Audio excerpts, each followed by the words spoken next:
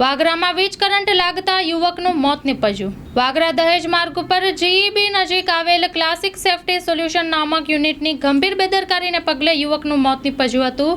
વાગરા સ્થિત classic safety solution નામની યુનિટમાં મજૂરી કામ અર્થે ગયેલ યુવકનું કરંટ લાગવાથી કરુણ મોત નીપજવા પામ્યું હતું। વાગરાની જીઈબી ચોકડીથી આશરે 200 મીટર દૂર પખાજણ જવાના માર્ગ ઉપર ક્લાસિક સેફ્ટી સોલ્યુશન નામનો યુનિટ આવેલો છે, જ્યાં બપોરના અરસામાં કંપનીનું મટીરીયલ ભરીને એક આઈસર ટેમ્પો આવ્યો હતો, જેને ખાલી કરવા માટે વાગરાની નવીનગીરી ખાતે રહી મજૂરી કામ કરી પેટીયું રડી ખાતા મુકેશ ઉર્ફે મીઠાભાઈ રાઠોડ જેઓ મજૂરી કામ કરવા માટે ત્યાં ગયા હતા।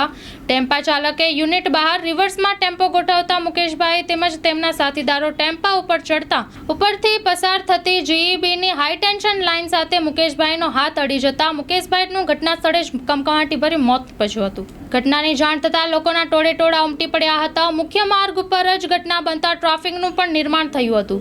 બનાવ અંગે વાગરા પોલીસને જાણ કરવામાં આવતા પોલીસ તાબડતોડ બનાવવાળી જગ્યા ઉપર પહોંચી આવી હતી અને મૃતદેહને ટેમ્પોમાંથી નીચે ઉતારી 108 મારફતે વાગરા આરોગ્ય કેન્દ્ર ખાતે ખસેડવામાં આવ્યો હતો। ઉલ્લેખનીય છે કે વાગરા દહેજ રોડની બિલકુલ બાજુમાં આ યુનિટ આવેલો છે અને આ યુનિટમાં પતરાના શેડ મારેલા છે, જેની બિલકુલ પાસેથી જીઈબીની હાઈ ટેન્શન લાઇન પણ પસાર થાય છે। તો આમાં બેદરકારી કોની, જીઈબીની કે પછી યુનિટ સંચાલકની? કારણ કે બેદરકારીના કારણે જ આજે 5-25 રૂપિયાની આશા રાખી મજૂરી કરવા આવેલ નિર્દોષ યુવકને જીવ ગુમાવવાનો વારો આવ્યો હતો।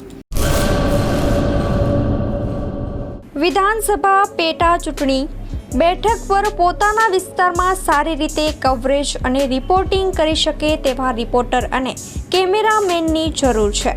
કોન્ટેક્ટ 97 252 061 23 24 26।